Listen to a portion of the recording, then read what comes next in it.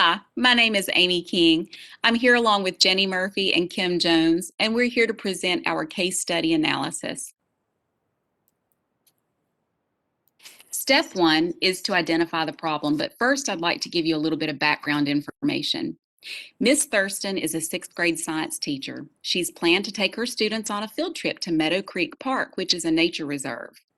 In the days before the field trip, Miss Thurston gets a new student, Justin, who has cerebral palsy and walks with crutches. Miss Thurston is concerned about the field trip, so she calls the nature reserve. Miss Parsons, who is the educational director at the nature reserve, assures her that they have available accommodations for students with disabilities. However, when they arrive, Miss Thurston realizes that the nature reserve's idea of accommodations means that Justin will sit in a room and watch nature videos. She doesn't feel like that's good enough. So let's take a look at it from the different perspectives. Perspective one is Meadow Creek Park. They are very likely concerned about liability. What will they do if Justin gets hurt? I did a little research in preparation for this project, and I found that parks and nature reserves that are federally funded have to have accommodations for people with physical disabilities. So if this park were federally funded, they would not be able to state that no students with physical disabilities were allowed on park grounds.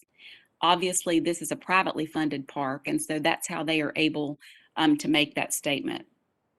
The second perspective is Miss Thurston. Now, Miss Thurston is trying to balance all of her students' needs. How can she arrange the trip so that Justin gets an equitable experience without sacrificing the quality of the learning for all of the other students as well?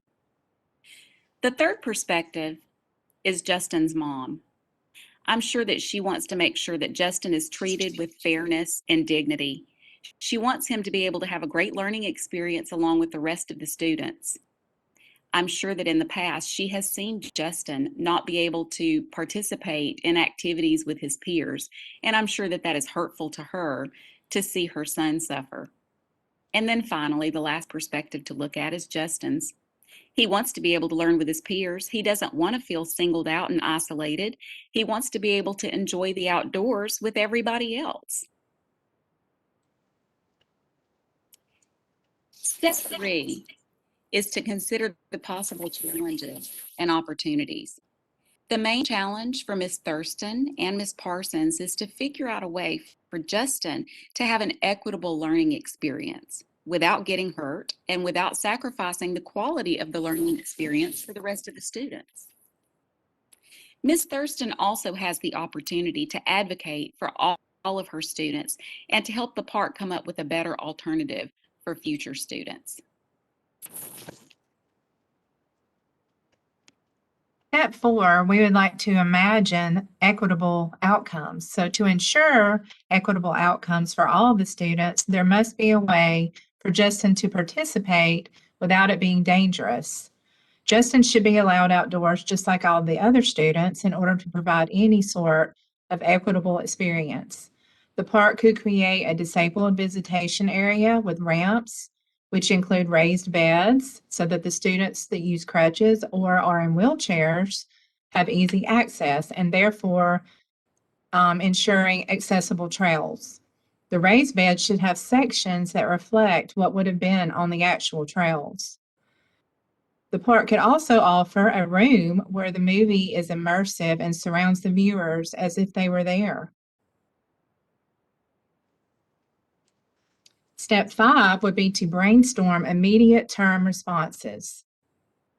It is possible that Justin and Miss Thurston could stay on the wide paths that are around the gardens or even on the gardens. As long as he's accompanied by a responsible adult, then maybe the rules would not prohibit him from being there. We feel fairly confident that there should be some sort of legal responsibility as far as the park is concerned to make some kind of accommodations for people with disabilities. Ms. Thurston should be persistent in trying to work with Ms. Parsons to find an equitable solution. As we mentioned before, the teacher should be an advocate for her student. Step 6, brainstorm longer-term policy and practice adjustments. In the future, Ms. Thurston should do more research before a field trip.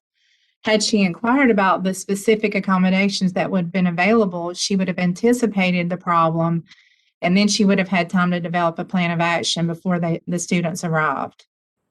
She could have possibly taken a wheelchair, or she could have enlisted the help of Justin's mother in finding a solution.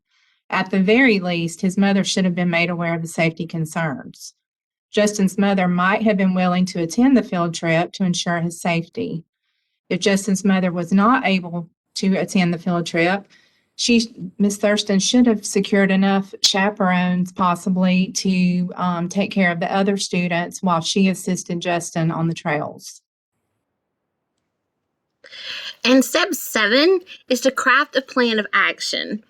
One of the things that they could do at the park is to create alternative trails for handicapped children or any visitors that come.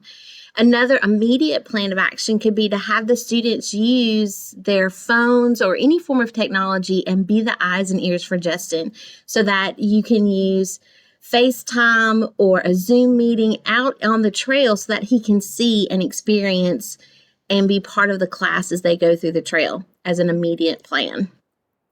Our case study questions for the 4. The first question is, in your estimation, are the accommodations equitable?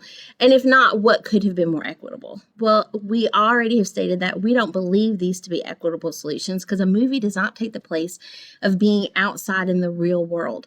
So there were a lot of things they could do. They can make the raised beds, definitely handicap accessible trails, and just asking for help, talking to handicapped people and asking them what would work for them. Question number 2 asks about Ms. Thurston's responsibility. Maybe she should not go on a hike anymore. And finding something that is comparable to that can be difficult depending on where her school is located. She might need to find a way to bring nature into the classroom instead of taking them on the hike. Is it the same? No. But could it be equitable? Yes. The third question asks, what does she tell her students? And how does she deal with this in a real world situation where she can't get on the bus and leave? And she doesn't want to make Justin uncomfortable. This is going to be probably one of her toughest moments of the day, and allowing the students to help her brainstorm with Justin is a great opportunity for those kids to put into action all the things they know about Justin and about how they can help handicapped people. And so being open and honest is always the best thing, especially when dealing with children. And the last question is, now that they're there and Justin's gonna watch a video with the teacher, how is she gonna make the best of the situation? And honesty is always the best thing with students. And being honest with Justin and saying, we're here, we're going to do the best, we're going to bring nature to you, your classmates are working with you, and you know what? We're going to make this right. We're going to help the park. How can we help the park, Justin? And allow him to be part of the process of fixing something that is obviously an inequitable solution. So we thank you for joining us for our case study analysis, and we appreciate your time.